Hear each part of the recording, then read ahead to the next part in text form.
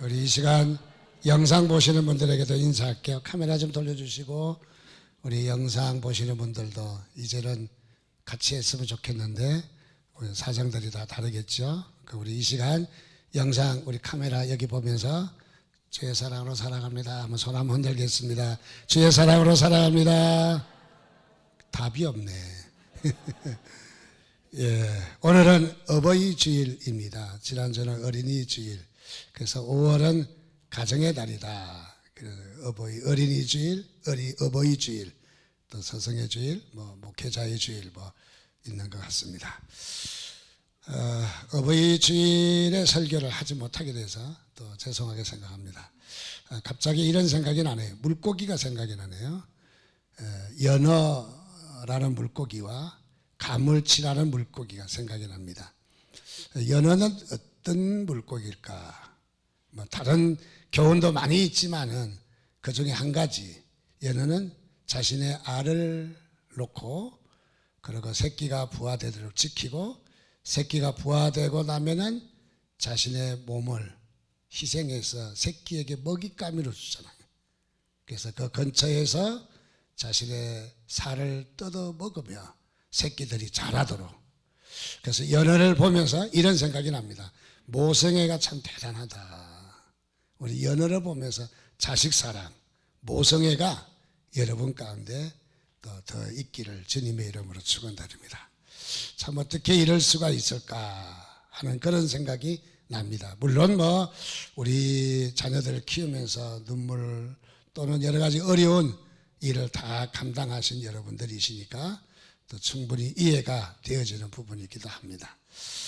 그러면 이제 연어에 이어서 가물치를 보면, 가물치는 어떤 물고기일까? 그 가물치는요, 이렇게 알을 놓으면은 시력을 잊어버린대요. 시력을 잊어버려서 먹잇감을 찾지 못한대요, 가물치는. 그냥 새끼들 주변에서, 부화된 새끼들 주변에서 맴돌고 있는데 그냥 있다가는 굶어 죽는데요. 그래서 가물치는 뭘 하느냐면 그때부터 새끼를 잡아먹어요. 새끼를. 연어하고는 좀 반대예요. 새끼를 잡아먹는데 대체적으로 알을 놓은 것 부화해서 성장기로 가기까지 10%에 지나지 않는다는 거예요. 가물치는. 왜? 이 엄마의 먹잇감이 되어야 되니까, 자식들이. 그래서 가물치를 보면서 야, 이런 놈이 어떻게 있을 수 있나 그렇게 생각할지 모르지만 새끼의 모습으로 가면은 자기의 목숨을 다해서 부모에게 효도하는, 그래서 이 어버이 주일에 효도라는 말이 생각이 납니다. 그래서 이 가물치를 보면서 효도를 우리가 다시 한번 생각하면 좋겠고요. 또 하나는 연어를 보면서 우리가 모성애를 생각하면 좋겠다. 그래서 오늘 어버이 주일 설교는 못하지만은, 그러나 우리가 이어지는 우리 구약의 5대 제사 가운데 오늘은 속죄제를 살펴보는 주일입니다. 다시 한번 인사하겠습니다. 예배가 답입니다. 다시 한번 예배가 답입니다. 다른 답을 쓰시면 안 돼요. 예배를 쓰셔야 돼요. 그래야만이 정답이에요. 자, 우리는 예배가 얼마나 소중한가를 지금 5대 제사를 통해서 우리들이 배우고 있는 겁니다. 구약의 제사는 구약 시대 때 끝이고, 신약의 예배는 지금 우리가 드리는 예배고, 또 예배는 종교 행위고 종교 의식이고, 이렇게 생각한다면은 그 예배는 산 예배가 아닌 거예요. 죽은 예배죠. 자, 예배에서 우리가 흐르는 강을 봐야 돼요. 그 강이 5개의 강이 흐르는데 그 5개의 강은 구약의 5대 제사인 거죠. 5대 제사를 통해서 우리가 신약의 예배를 다시 한번 우리가 배우는 거죠. 그래서 우리는, 하나님은 예배하는 자를 무척 좋아하셔요.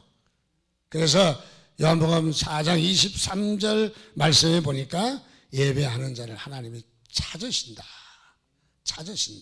뭐 하시려고? 복 주시려고. 왜? 좋아서. 하나님이 기뻐하셔서 예배자를 찾으신다는 거죠. 여러분, 예배는 종교 행위가 아닙니다. 예배는 하나님이 찾으시는 그야말로 너무너무 귀한 것입니다. 그래서 우리 인생은 예배에 죽고 예배에 사는 거예요. 예배에 우리가 목숨 버릴 가치가 있는 거예요. 예배에. 그래서 성경에 많은 인물들이 이 제사의 목숨을 걸었습니다. 아벨이 그랬고 아브라함이 그랬고 야곱이나 그야말로 엘리야. 그 중에도 우리가 결코 뺄 수 없는 우리 주님도, 하나님이신 우리 주님께서 십자가에서 그게 예배입니다. 예배를 드리신 거예요. 자신의 목숨을 십자가에 못 박으시면서 바로 이 예수님이 예배를 한 거죠. 십자가의 예배입니다. 예배. 그래서 예배가 얼마나 소중한가. 그래서 우리는 예배에 여러분 성공하셔야 됩니다. 우리 주일날 교회 오면서 1시간 예배 드리고 간다 그런 생각 갖지 마시고 예배에 반드시 하나님 만나고 가야 된다. 뭐 갯돈 받으러 만나지 마시고 하나님을 만나야 된다. 그리고 예배가 반드시 산 예배를 드려야 된다. 그래서 예배에 여러분들 예배 우리가 대체적으로 보면 한 주간에 한 번이잖아요. 물론 수요 예배도 있고 금요예배도 있고 있지만은 예배는 주일 예배가 예배예요. 오후에는 찬양 예배죠. 또 수요일은 수요 기도회죠. 금요일은 금요 기도회죠. 그 예배라는 말은 주일 11시가 예배인 거예요. 자, 그래서 이 예배에 여러분이 예배되기 위해서 한 주간을 준비하는 거예요. 예배는 주일 1시간이니까 우리가 나머지 월화수목금토 엿새 동안 또 하루 어떤 것이 중요할까? 예배가 더 소중한 거예요. 예배가. 그래서 예배의 목숨을 거셔야 돼. 여러분 예배를 성공하기 위해서 때에 따라서 많은 눈물도 세상에 살면서 많은 핍박과 어려움도 감수하면서 예배가 예배되기 위해서 우리가 헌신한다면은 여러분 예배에 성공하는 거예요. 또 반드시 그렇게 예배되도록. 저녁에 어떤 분은 밤잠을 못 잔대요. 왜? 커피를 많이 마셔서. 왜? 낮잠을 실컷 자서. 저는 낮잠을 잘 안 잡니다. 아주 고나면은 한 5분 정도 이렇게 뭐 차나 이런 데서 잠깐 잘 수는 있겠지만은 근데 요즘은 어디 가면 꾸벅꾸벅 잘 졸아서 안 잔다는 말도 못 할 것 같아요. 근데 이 낮에 실컷 자고 커피 마시고 다 마시고 그러고 뭐 별로 단잠을 잘 수가 없죠. 단잠을 자려면은 단잠을 잘 거리를 만들어야 되는 거죠. 그러려면은 낮잠을 안 잔다든지 커피는 적어도 점심시간 이후는 마시지 않는다든지 여러 가지 우리 이런 방법들을 잘 해야 되겠죠. 이게 중요한 거죠. 예배도 마찬가지예요. 예배가 자동적으로 잘 드려지는 건 아니라고요. 오늘 예배가 끝내줬다 자동적으로 되는 게 아니에요. 예배는 예배되기 위해서 한 주간 우리가 희생하셔야 돼요. 그리고 예배가 더 중요한 거예요. 예배가. 그래서 이 예배가 얼마나 소중한지. 그래서 우리가 예배를 통해서 뭘 봐야 되냐면 5개의 구약의 제사의 강이 흐르고 있습니다. 그래서 그 붉은 강줄기를 보면서 우리가 예배의 의미를 찾는다면은 우리의 예배가 살아있는 예배, 하나님이 기뻐하시는 예배, 그 다음에 하나님께 상달되는 예배, 축복받는 예배. 그래서 예배에 성공하면은 다 성공합니다. 그래서 예배에 여러분들 소중함을 느끼시기를 주님의 이름으로 축원드립니다. 특별히 이 제사하는 그림을 좀 넣어봤습니다. 번제단, 그 다음에 뿌리 있고 피를 바르고 저기 제물을 잡아서 이제 제물을 제사하는 모습을 보게 됩니다. 지금까지 우리가 살펴본 구약의 5대 제사가 이렇게 5가지로 추려봤습니다. 첫째는 번제이죠. 번제는 하나님 앞에 올려드리는 제사입니다. 소제가 있고요. 소제는 곡물을 이용한 피 없는 제사. 또 화목제는 이것은 사랑과의 화목, 하나님과의 화목. 하나님은 화목이 얼마나 중요한지 제사의 한 부분을 5분의 1이 되는 이 제사에도 하나님은 할애하셨다는 거예요. 우리 주님께서는 십자가에서 죽으심으로 우리 주님께서 하나님과 화평, 사랑과의 화평, 그 십자가는 사랑이잖아요. 그랬듯이 바로 이 화목제사, 제사 가운데도 화목제사를 허락하셨다는 것은 너무너무 소중한 겁니다. 우리가 죄를 짓고 훔치고 미워하는 것도 죄지만은 서로 화목하지 못한 것도 그것도 우리가 죄라는 것이죠. 하나님은 우리가 화목하고 성도의 교제가 얼마나 중요한지를 우리에게 잘 말해주는 바로 그런 화목제가 있습니다. 그 다음에 우리가 속죄제가 있죠. 속죄제는 죄를 씻기 위해서. 그리고 속건제가 있습니다. 이거는 어떤 성물이나 또는 계명을 어겼을 때 또 이웃에 대해서 보상을 할 때 이 보상은 이 5분의 1을 더해서 보상을 하게 돼 있죠. 그래서 이런 속건제가 이렇게 있습니다. 이 제사는 보면 크게 나누어서 두 가지로 나눠집니다. 구원받은 백성이 하나님께 감사해서 드리는 제사, 번제, 소제, 화목제입니다. 그러기 전에 우리가 예수 믿고 구원받고 죄를 씻게 지고 또 그 다음에 세 가지 제사는 피가 없는 제사라면 속죄제와 속건제는 피 있는 제사. 그래서 속죄제와 속건제 이렇게 3대2로 두 가지로 나눌 수 있는 것이 바로 이 5대 제사입니다. 오늘은 속죄제입니다. 속죄제는 이상한 글씨에 써 있는데 그게 히브리어입니다. 이거를 카파르라고 합니다. 카파르. 되게 가파르다 하는 한국말이 아니고 가파르다고 하는 바로 이 히브리어입니다.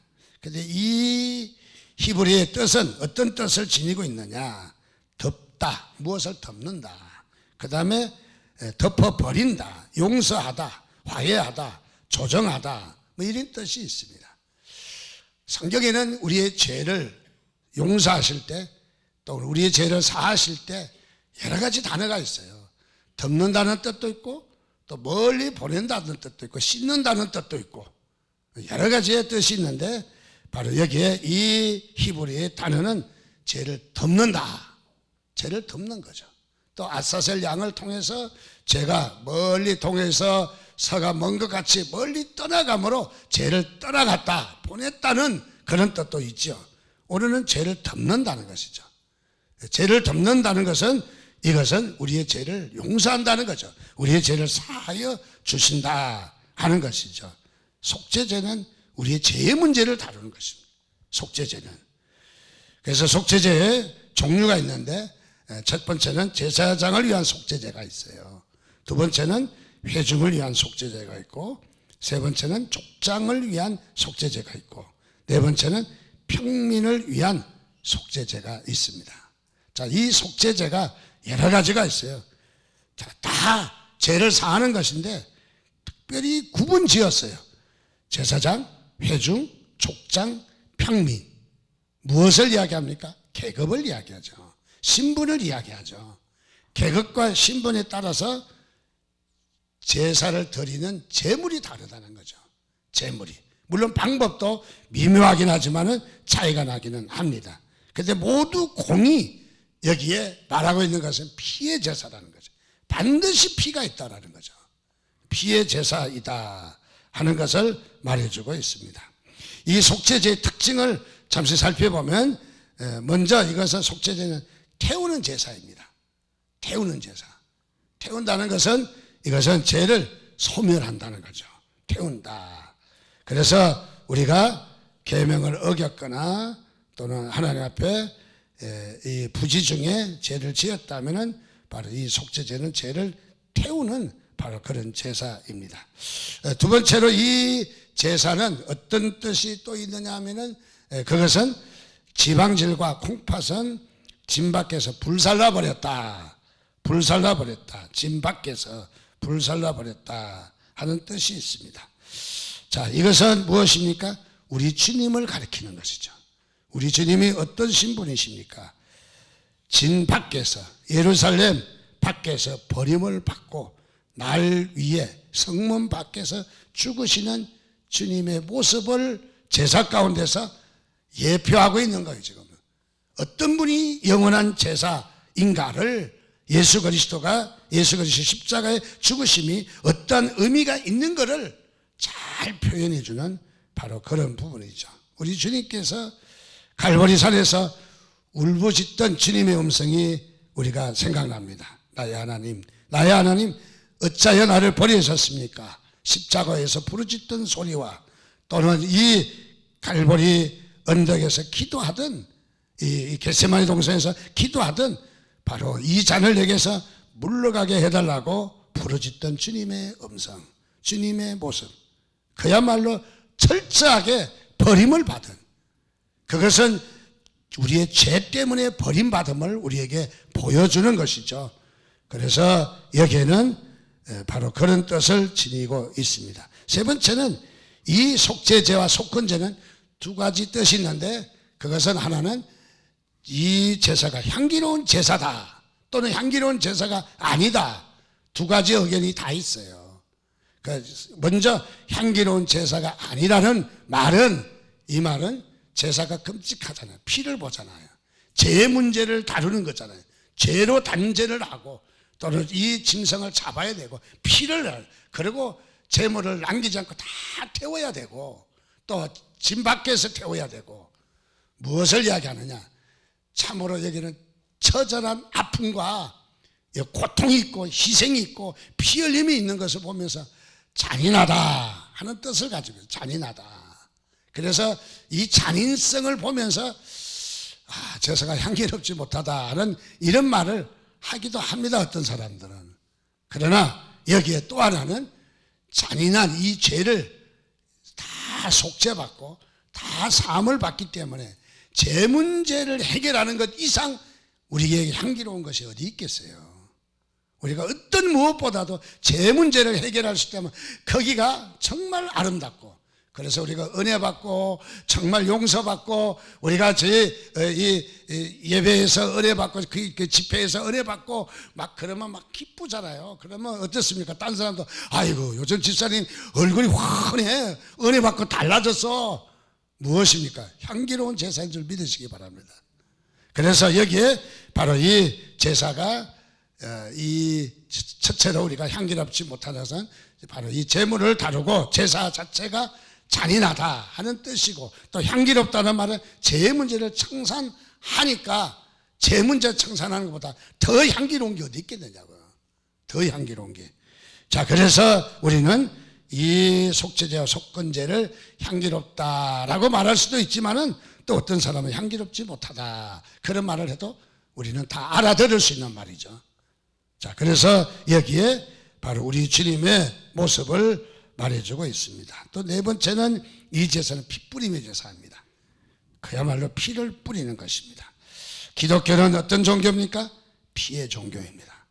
다른 종교는 아름다움을 지향할지 몰라요. 좋은 말을 지향할지 몰라요.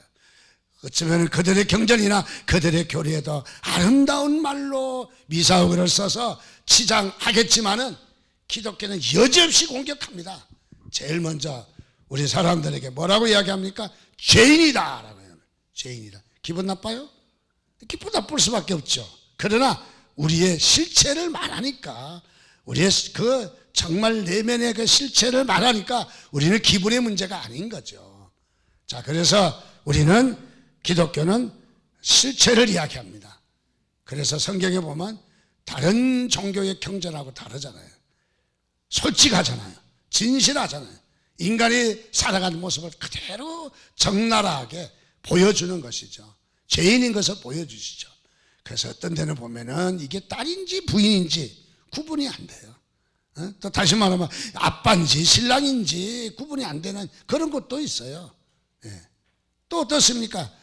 선지자의 아내도 들다 놓으면 나가서 또 누구의 자식인지도 모르는 또 자식 나갖고 들어오고, 그야말로 이런 일도 있고, 성경에는 이렇게 지저분한 일이 다 기록되어 있어요. 무엇입니까? 그것은 성경은 솔직하게 인간의 내면의 모습을 지적하고 있는 거예요. 자, 그렇기 때문에 우리 기독교는 피의 종교다. 우리는 이 피가 있어야 우리가 용서받기 때문에, 그래서 십자가에 피 흘리신 의미를 말해주는 것이 바로 여기에 피를 뿌리고 단에 바르고 그리고 이 단에다 쏟는 그런 모습입니다. 우리 레위기를 보면요, 1장에서 5장까지 말씀을 보면 1장은 바로 희생제물이 되시는 번제가 있고, 2장에는 곡물로 드리는 소제가 있고, 3장에는 구원받는 이들의 화목을 위해서 이 화목제가 있습니다. 4장과 5장에는 속죄제와 속건제가 있는데, 여기 제사는 피의 제사입니다. 그 전의 제사하고는 매우 다릅니다. 바로 그 전의 제사는 번제, 소제, 화목제는 구원받은 백성이 하나님께 감사해서 드리는 제사입니다. 그러나 여기에 속죄제와 속건제는 죄 용서를 받기 위한 제사인 거죠. 그래서 이 제사는 바로 피의 제사입니다. 자, 그래서 우리는 이 예수를 믿어서 우리는 바로 이 죄를 속함을 받을 수 있다는 자체가 얼마나 우리에게 기쁘고 복이 되는지 모릅니다. 오늘은 이 피에 대한 속죄제에 대해서 간단하게 몇 가지를 살펴보려고 합니다. 특별히 하나님은 이 세상을 다스리실 때, 이 세상을 통치하실 때 원리가 있어요.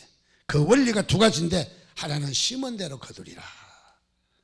그 법칙에 따라서 하나님은 우리의 섭리하시고 다스리셔요. 또 하나의 하나님은 이 땅을 통치하시는 하나님의 원리가 어떤 원리를 통치하시느냐, 그것은 피 흘림이 없은즉 사함이 없다.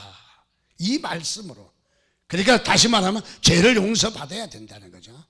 그것을 따라서 통치하시는 통치의 큰 개념인 것을 우리가 볼 수 있는 바로 그런 부분입니다. 자, 그래서 우리 주님께서 피 흘려서 죽으신 우리 주님의 모습을 피로서 정결하게 된다. 그래서 이 피를 볼 수 있는 바로 그런 속죄제인 것입니다. 참, 속죄제가 필요한 이유는 두 가지가 있는데, 첫째는 예수 믿고 구원받은 사람도 죄를 지을 가능성이 있다는 거예요. 죄를 지을 수 있다. 자, 우리는 예수 믿고 구원받았다고 끝난 것이 아니죠. 어떤 사람들은 그렇게 이야기도 합니다. 예수 믿고 죄 용서 다 받았는데, 우리가 구원 다 받았는데 괜찮다는 거죠. 그래서 우리는 망나니 같이 살아도 되는 겁니까? 아니라는 거죠. 성경은 그렇게 이야기하고 있지 않습니다. 구원받은 사람도 죄를 지을 가능성이 있다. 죄를 지을 가능성이 아니라 죄를 지을 수 있다. 이 말이 더 가까운 것 같아요. 자, 우리는 죄를 지을 수밖에 없는 그런 존재입니다. 무엇을 이야기합니까? 우리도 용서받아야 되고, 용서받아야 될 우리가 일을 해야 된다는 거죠. 그게 뭐냐? 속죄제라는 것이죠.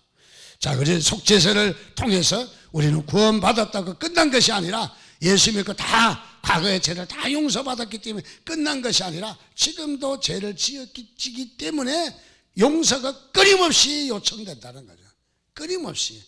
우리의 용서가 끊임없이. 자, 그래서 우리는 죄를 안 짓는 것이 아니라, 저녁에 이렇게 일을 다 마치고 잠자리에 누우면은 오늘 잘 회개할 게 무엇이 있는가 찾아보면 4-5가지 가면 아주 많이 간 것 같아요. 그래서 오늘 참 어렵게 사는 것 같다. 근데 4-5가지면 얼마나 좋겠어요. 어떤 심리학자가 말하는데, 하루에 사람이 생각으로, 마음으로, 표현으로, 또는 어떤 대안으로, 어떤 태도로, 어떤 말로, 행동으로 죄를 짓는데 하루에 죄질 가능성이 7만 가지래요. 나 그거 보고 깜짝 놀랐어요. 나 아닌 줄 알았어요. 근데 우리가 죄질 가능성은 너무너무 많은 거예요. 죄질 가능성은. 그러니까 우리가 이 죄를 용서받을 길이 없다면 얼마나 우리가 비참한 존재예요. 자, 그래서 우리에게 구원을 받았지만은, 그러나 죄 용서가 필요하다. 또 다시 우리는 죄 용서 받아야 된다 하는 것을 말해주고 있는 것입니다. 바로. 또 두 번째는, 우리는 이 말씀을 보면서 우리는 죄를 용서받아야 또 돼야 될 이유가 어디 있느냐 하면은, 그것은 죄를 우리가 무지해서 또는 부지 중에 죄를 지을 가능성이 있기 때문에 속죄제가 필요하다는 거예요. 다시 말하면 우리가 잘 몰라서 죄를 지을 수 있잖아요. 잘 몰라서. 우리 어린아이들이 몰라서 죄를 짓기도 하잖아요. 자, 잘 몰라서 무지로, 부지 중에 대수롭지 않게 큰 악의를 가지고 한 것도 아닌데 부지 중에 죄를 지을 가능성이 있기 때문에 하나님께서 우리에게 속죄의 길을 열어주신 것을 감사하시기를 바랍니다. 그래서 우리는 이 율법이나 어떤 그거 이상으로 우리에게 작은 것도 우리가 죄를 지을 가능성이 있기 때문에 바로 우리는 우리의 이 죄를 용서받을 길이 열어주신 것, 하나님이 얼마나 기쁘고 감사한지 모릅니다. 요한일서 1장 9절은 말합니다. 만일 우리가 죄를 자백하면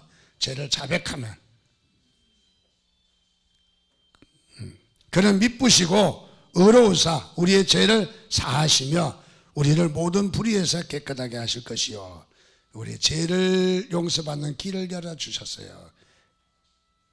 죄를 자백하면 여러분 죄를 용서받기를 주님의 이름으로 축원드립니다. 자, 그러면 우리가 이 속죄죄가 4가지가 있다고 말씀을 드렸는데, 첫째는 우리가 제사장, 그 다음에 족장, 회중, 또는 여기에 제사를 드릴 바로 이런 백성들이 있다는 것을 보았습니다. 자, 이 제사에, 이들의 제사에 제물이 다르고, 이거 다 다를 수는 없는 것 같고, 제물이 다르고 또 제사하는 방법도 좀 다르기도 합니다. 자, 그런데 여기에 왜 이렇게 제물이 다를까요? 제사장이나 족장에게는 제물이 무거운 걸로 제사를 드리도록 했어요. 그래서 소 한 마리로 제사를 드리도록 했습니다. 그것은 무엇을 이야기하느냐? 우리가 이 지도자는 그런 책임이 더 많다는 것을 말해주는 거예요. 지도자는. 그래서 우리가 이 말을 생각할 수 있어요. 노블레스 오블리주라는 그런 말이 생각이 납니다. 이것은 무엇입니까? 높은 사회적 신분의 도덕적 의무가 더 요구된다. 높은 사회적 신분, 우리의 높은 지위, 높은 계급에 있을 때 저 낮은 계급에 있는 평민보다 훨씬 더 책임이 무겁다는 거예요. 훨씬 더. 그래서 정치인이라든지 제사장이라든지 어떤 시민들이 그렇게 죄를 지어도 방송에 떠들지 않지만은 목사나 장로가 되고 교회 교인이 되면은 더 크게 떠드는 것은 무엇입니까? 뭐 교회를 비난하기 위해서 그렇습니까? 그럴 수도 있겠죠. 그러나 그것보다 더 중요한 것은 우리의 책임이 그만큼 더 무겁다는 거예요. 그래서 우리의 이 죄가 우리에게 그야말로 우리의 우리 신분에 우리에게 부응하는, 상응하는 우리의 의무가 더 많다는 것을 우리가 짚고 넘어가야 되는 거예요. 그래서 우리는 항상 자신을 살펴야 되는 거예요. 내 욕심과 내 본능과 내 마음과 내 어떤 그런 마음으로 우리가 살아갈 것이 아니라 바로 나에게는 부여된 이런 책임이 훨씬 더 강하다는 거. 그래서 정치인이 뭐 잘못하면은 막 난리가 나잖아요. 왜? 책임이 강하기 때문에. 그래서 이렇게 많이 비난하는 것을 보게 됩니다. 자, 이 성경에도 그 원리를 무시하지 않습니다. 성경에도 말하는 것은 사회에서 높은 지위나 또는 교회에서나 우리 신앙적으로 우리의 지위가 직분이 달라지면 그만큼 우리에게 책임도 더하다. 책임도. 똑같은 건데 왜 나만 갖고 그래? 그러면 안 되는 거죠. 훨씬 우리에게 책임이 많다는 것을 말해주고 있습니다. 자, 그러면 우리가 여기에 속죄제를 드릴 때 피를 뿌려야 합니다. 피를 뿌리는 3단계가 있어요. 첫 번째는 휘장에 7번 뿌려라. 휘장은 무엇이죠? 성소와 지성소에 커튼이 쳐 있었어요. 커튼. 왜 커튼을 쳤을까요? 아무나 들어가지 말라는 거죠. 이 지성소에는 대제사장이 1년에 한 번씩 들어가고 다 규정이 있어요. 그런데 함부로 들어가지 말라는 거예요. 함부로 들어가지 말라는 것은 구분을 지었어요. 이것은 단순하게 커튼이 아니라 주님께서 오셔서 십자가에 달리실 때 성소의 휘장이 위에서부터 아래로 쫙 찢어졌다.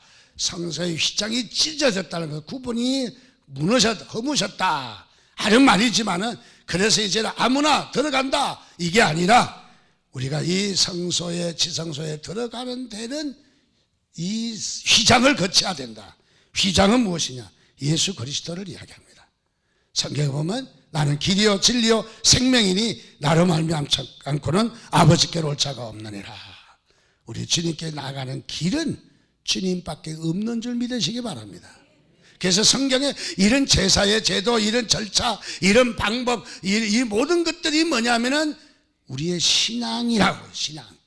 우리가 어떻게 신앙생활을 해야 되는지, 어떻게 예배를 해야 되는지 구약에는 그림자로서 하나하나 우리에게 가르치고 있는 거예요. 그러니까 무시할 수 없는 거예요. 이것을 우리가 잘 의미를 살려야지. 우리가 지금 구약시대 아닌데 뭐 제사 타령이나 하고 있느냐. 그럼 구약 성경이 왜 필요하겠어요? 신약으로 책 작게 만들지. 아니라는 거죠. 거기에 우리가 절대로 놓칠 수 없는 것이 있기 때문에 성경인 거예요. 우리는 절대로 놓칠 수가 없는 거예요. 자, 그렇게 여기 7번 뿌렸다 하는 것은, 이것은 완전수를 이야기합니다. 우리가 완전수를 이야기합니다. 자, 그리고 더 나가서 이 십자가 위에서 우리의 죄가 완전하게 해결되는 것을 믿으시기를 바랍니다. 두 번째는 이 제사장이 금향단에 그 뿔에다가 피를 바르라고 그랬어요. 피를 바르라. 뭐 사실 이게 징그러운 일이잖아요. 자, 여기에 향단이라면 무엇입니까? 향을 피우는 그릇이잖아요. 왜 향을 피워야 돼요? 그야말로 제사 드리고 고기를 막 불에다가, 우리도 소고기 한 건 구울 때 맛있죠. 한 사람이 10건 먹으라고 10건 구워 보십시오. 냄새가 너무너무 나서 먹기 힘듭니다. 저는 전도사 때 교인이 초대해서 양계장 하는 교인의 집에 초대를 해서 하남시까지 갔습니다. 갔는데 계란을 원 없이 먹으라는 거예요. 원 없이. 그때는 배고플 때예요. 교회에서 밥도 안 줄 때예요. 성가대에서 쩔쩔 굶고, 그리고 성가대 봉사하고 저녁 예배까지 다 그렇게 해야 되고, 그 배가 많이 고플 때인데, 또 젊었을 때고 계란을 주는데 최고로 많이 먹은 사람 29개 먹더라고요. 삶아 먹든 구워 먹든 뭐 후라이 해 먹든 어쨌든 29개를 먹더라고요. 저는 몇 개 먹은지 아십니까? 20개 먹고 딱 떨어졌어요. 20개. 근데 20개 잘 먹은 것 같습니까? 20개까지 먹기는 닭똥 냄새가 나서 진짜 못 먹겠어요. 진짜 정말로 못 먹겠어. 무엇입니까? 우리가 아무리 좋아하는 계란 후라이라도 20개 넘어가기는 힘들다는 거죠. 냄새가 역겹다는 거죠. 예루살렘이 어떻을까요?